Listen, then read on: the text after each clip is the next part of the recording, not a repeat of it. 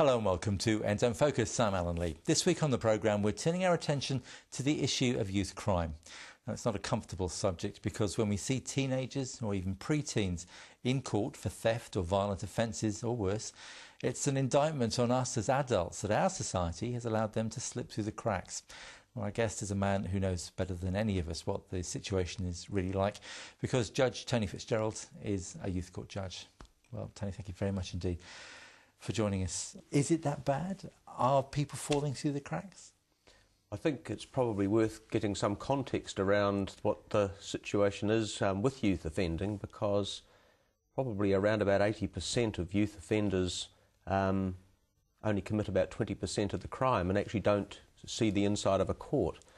The approach that New Zealand has sees that large proportion, around about 80%, dealt with by alternative action that police youth aid take, and we lead the world in that.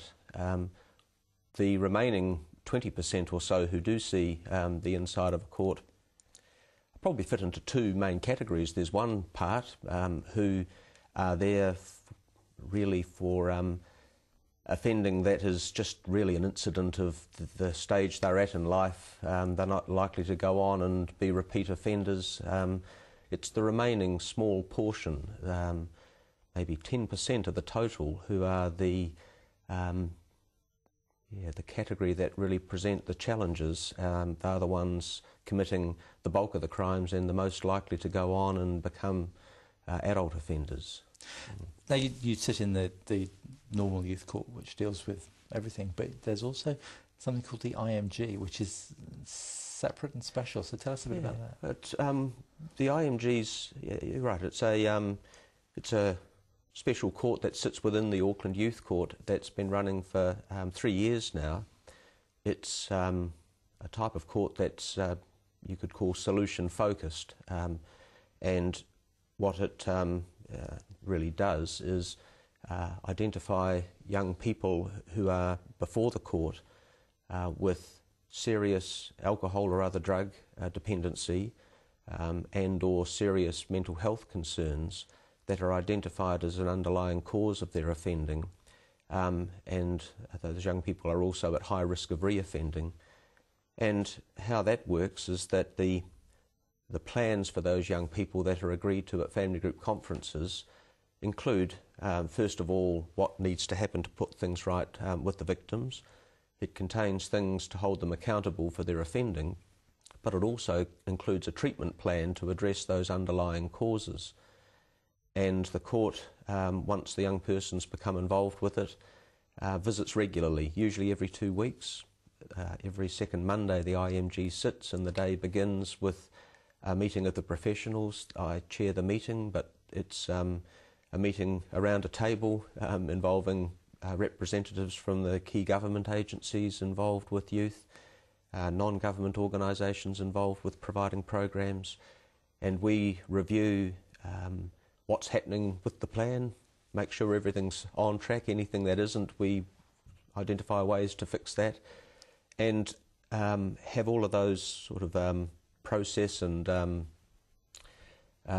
administrative issues sorted, so that when the young person visits for their appointment later in the day, they sit up near where I am, about as far apart as we are, and talk.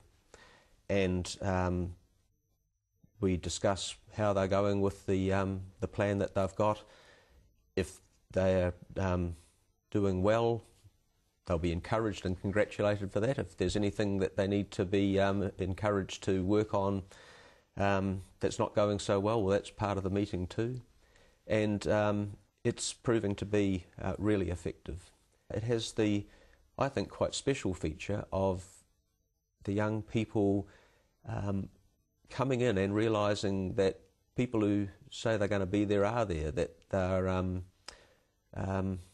perhaps for the first time in their life ever encouraged or congratulated for things done well. It's something they may never have experienced before. Because IMG stands for Intensive Monitoring Group. So it sounds like it's very intensive. I would guess it's something that wouldn't happen outside that environment, because if they're not in the IMG, they'll just get a caseworker who sees them every now and then. Yeah, well, that's right, Alan. But that's what I was meaning earlier. When I mean, one of the reasons, I guess, that this approach came about was because previously, what might happen for young people in that category, there might be an order made that read wonderfully well on paper, but when it came back for review 3 or 6 months later, it was very frustrating to find out that little or nothing had happened, that something might have arisen that derailed some of the parts of the program, and no one had had the wherewithal to sort of get it back on track. So we knew there was a better way, and one of the things that helped in the establishment of the IMG approach was the awareness that overseas there was this type of approach that was working very well. It began with the drug courts in the 1990s, starting in America. They did initially refer to these courts as problem-solving courts. They're now better and I think more appropriately called solution-focused courts. And they've spread throughout the Western world. In fact, New Zealand, I heard recently, was, I think, the only English-speaking country in the Western world that doesn't adopt this approach in its adult courts. Until recently, the only courts adopting this approach in New Zealand are both youth courts. There's the IMG, there's the Youth Drug Court in Christchurch, which was established by Judge John Walker in about 2001, and Judge J. McMeekin now presides in that court. But at long last, the approach is catching on here, and there are more approaches of this sort developing. Not just the reason the person's in court, but the underlying cause, so that it hopefully stops them coming back repeatedly.